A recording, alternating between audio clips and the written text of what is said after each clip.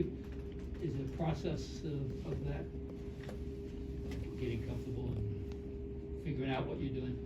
Yeah, definitely. Compared to like last week, I was kind of lost and confused. But you know, as we got through practices and games, I've gotten more and more comfortable. Not just in reps, but just watching as well. So definitely feel more comfortable.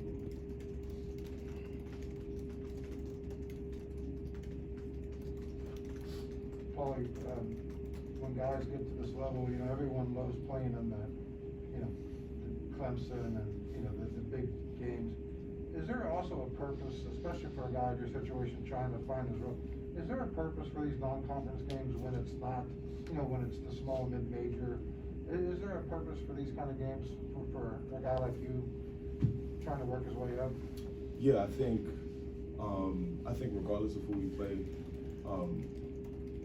I shouldn't underestimate, or nobody should underestimate our opponent. I think, you know, the preseason, I said preseason, like the non-conference games are to prepare us for the conference games. And, you know, I think in our approach and how we handle scouting and how we, you know, go about walkthrough, all that different stuff, it prepares us for the real deal. So definitely important. I've always just kind of wondered if guys get bored with games like this as opposed to, you know, going out and playing a top 25 team. Right. I mean, like I said, I feel like underestimating your opponent could only, you know, lead to bad things. Yeah. I mean, we've seen, I think Iona beat Alabama Right. and all of these upsets, you know, so I mean, that's what happens when you underestimate the team. So I think, you know, you come with the same focus regardless of who the competition is.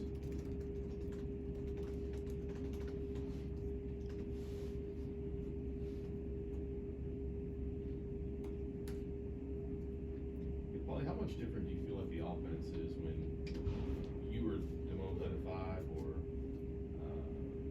Gabe plays the 5, or Isaiah plays the 5? Well, I mean, the stuff that we do, I mean, I feel pretty comfortable in knowing like where I'm supposed to be on the floor.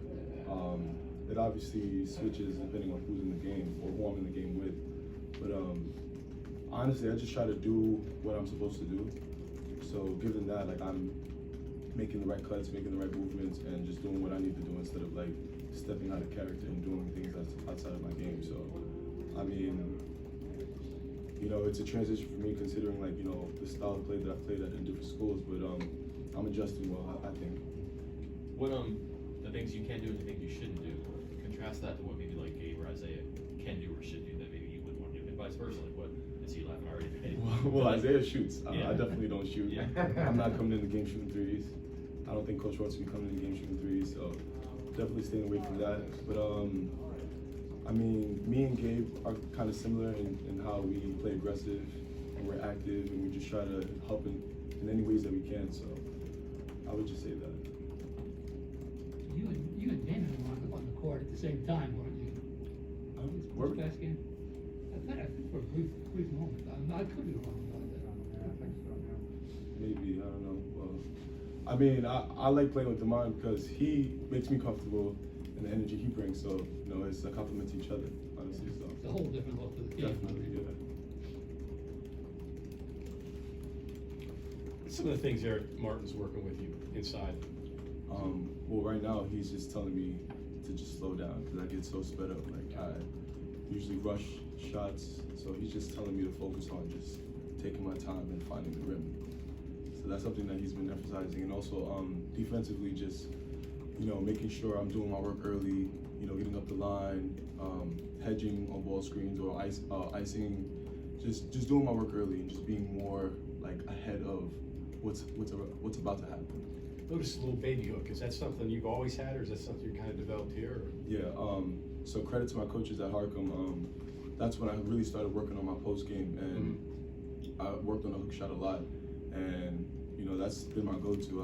I think a lot of people would say the hook shot is dying in basketball, but I try to keep it alive. It works for me, so definitely keep working on it. Anything else?